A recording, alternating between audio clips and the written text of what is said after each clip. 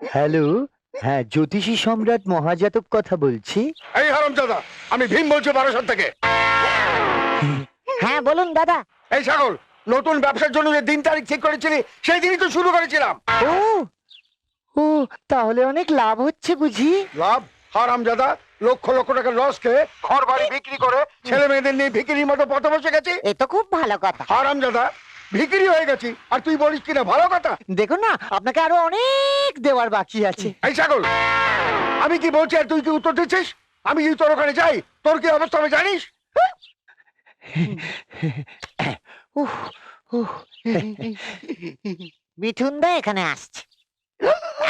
হেঁচকে তুলো না, হেঁচকে তুলো না। আসলে কি হয়েছে জানিস তো গোপাল, মিঠুন দা না এইসব ভিড় একদম পছন্দ করে না। চল তুই এখন যাও।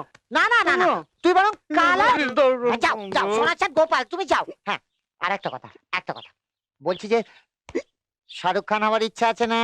হ্যাঁ আছে তো। আস্তে আস্তে। তাহলে 500 টাকা অ্যাডভান্স কর। 500 টাকা অ্যাডভান্স কর। বরকর বরকর। পাশেই আছে। ঠিক আছে, দেখ তোরে। তোকে পরে কথা বলবো। হবে তো, তুই আমার যা না, হবে অনেক তো, করে যা। বিন্দুজিরো। উফ উফ।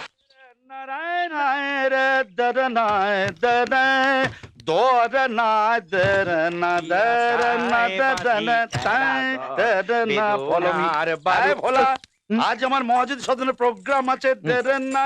ওখানে আমায় গাইতে হবে, দেরেন না। তাই আমার সঙ্গে যদি কেউ কন্ট্যাক্ট করতে আসে, দেরেন না।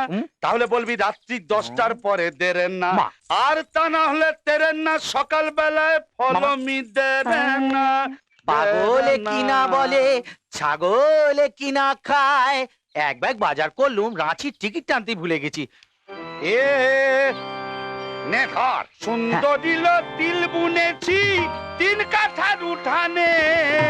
ও তিলে তেল হলে তুই বাঁধবি খোপা, পড়বে আমায় মনে। সুন্দরীল তিল বুনেছি 3 কাঠার উঠানে। ও তিলে তেল হলে তুই বাঁধবি খোপা, পড়বে আমায় মনে। দাদা, আর একটা দাদা, ওয়ান মোর প্লিজ। হ্যাঁ হ্যাঁ, এক্ষুনি গাইছি। কিন্তু দাদা, এই গরম সহ্য করে রোদ দুপুরে নিজের কাজের সময় নষ্ট করে আপনি আমার গান মন দিয়ে শুনছেন, সত্যি দাদা আপনার রসবোধ আছে। রসবোধ? হ্যাঁ। কিসের রসবোধ? কার রসবোধ? ওরে পাগল, বাসের টাইম 3টে, এখন বাজে 2টো। 1 ঘন্টা টাইম পাস করতে হবে না? তাই এখানে দাঁড়িয়ে এই পাগলের প্রলাপ শুনছিলাম। কি বলে গুরু? আরে, আমার মুখের দিকে তাকিয়ে কি দেখছিস? নে নে নে, যা জানিস তাই গাইতে থাক, আর লেট করিস না। মনে রাখিস, ফ্রিতে তোর গান শুনছি না। যাবার সময় 50 পয়সা দিয়ে তবেই যাব।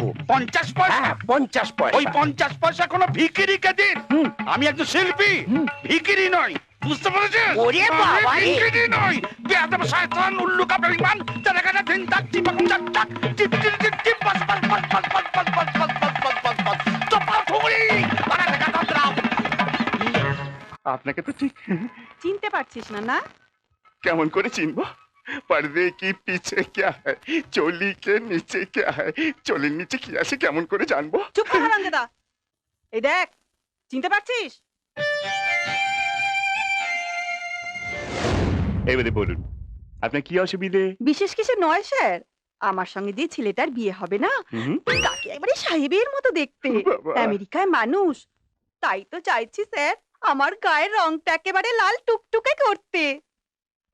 অনেক বিউটি পার্লারে গেলাম স্যার, কেউ কিচ্ছু করতে পারলো না।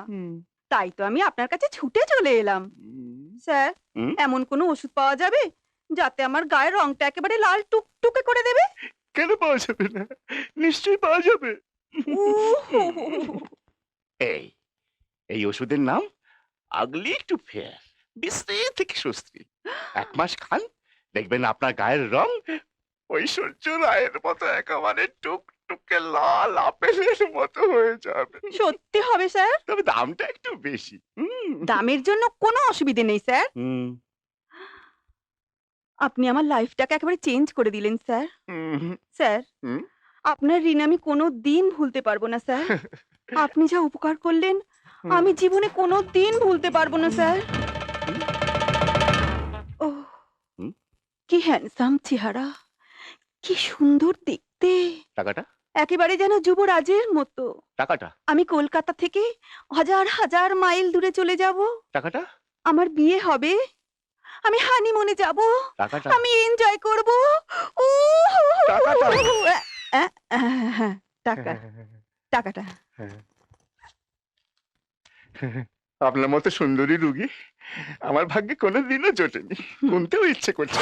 হ্যাঁ, মনে পড়েছে। উনি কোথায়?